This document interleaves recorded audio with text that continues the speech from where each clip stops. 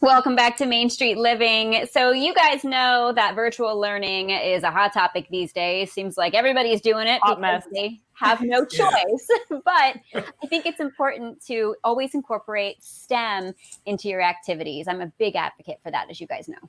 Of course. And that's like something I'm so proud of as a woman to Cheryl, that she works in science. And I think it's so important to incorporate science, especially for young little girls, but for everyone, for all those kids, getting them excited about STEM. And one of those ways to do that is doing science experiments at home. So here to give us some tips for that, we'll take a look at this package from Sari Custer, the Chief of Science and Curiosity. What a cool title, at the Arizona Science Center. Hey guys, are you ready for a little more Sari on Science from Arizona Science Center? Because today we're talking about back to school science, and what's more classic and back to school than a baking soda vinegar volcano.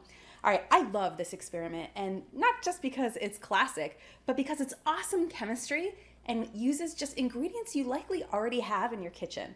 So we're gonna need some vinegar, some baking soda. We're gonna use a plastic bottle with a small top. If you don't have one, no worries, just use a cup or a glass, whatever you got. I've got a plastic plate here just to catch our spillage. I've got a measuring cup, some measuring spoons. I'm gonna be using a funnel today, and if you don't have a funnel, you can just take a piece of paper and roll that up. I'm also gonna be using some food dye and a couple of plastic bags, a large gallon-sized one and a small sandwich-sized one, and we'll get back to those in just a second. But let's do this volcano.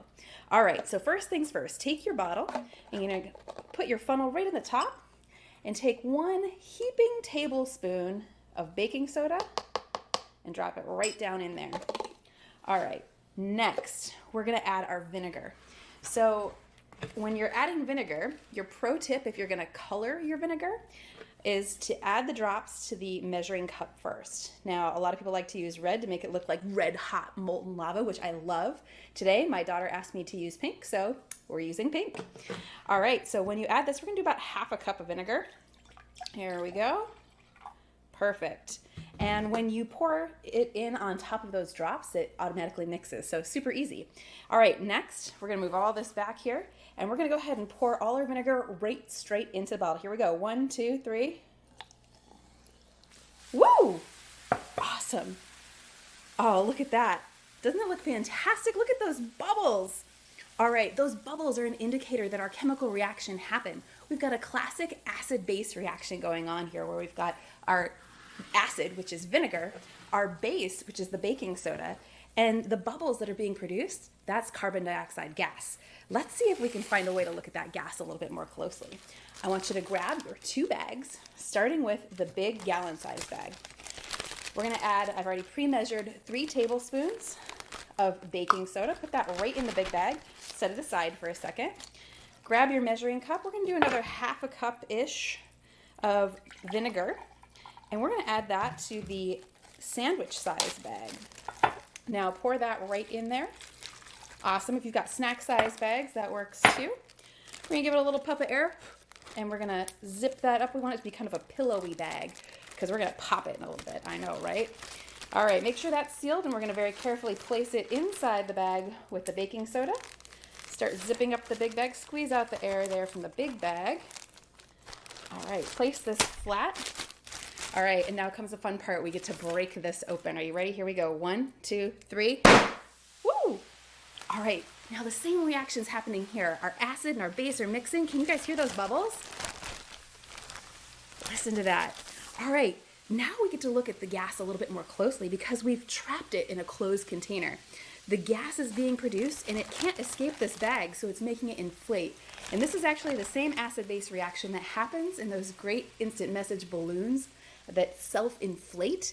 Same thing going on. So you can keep playing with this, shake it a little bit, see if you can get the bubbles to keep going.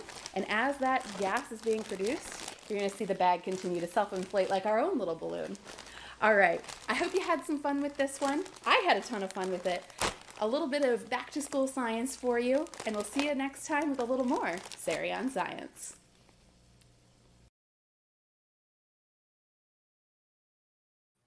Oh, that's I could cool. never do that. Yeah, you I could. could I never do never that. Yeah, you got to could. do. I never No. got to do the volcano. Did you guys get to do the volcano?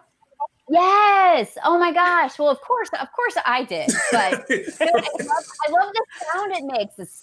Isn't that cool? Yeah, I could never Yeah. do that. I would ruin You guys aren't great. everything in the house, and I'd be in trouble. Quincy! That's the yelling that I would get. I would watch Science with Quincy. Yeah, me too. I think it'd be very entertaining. Well, the cool thing with science is the fact that it can be cool and fun, but safety is always key, just like the shelters is for our animals. And, and after the break, we'll show you why. So you guys stay right there. We got more from Main Street Living.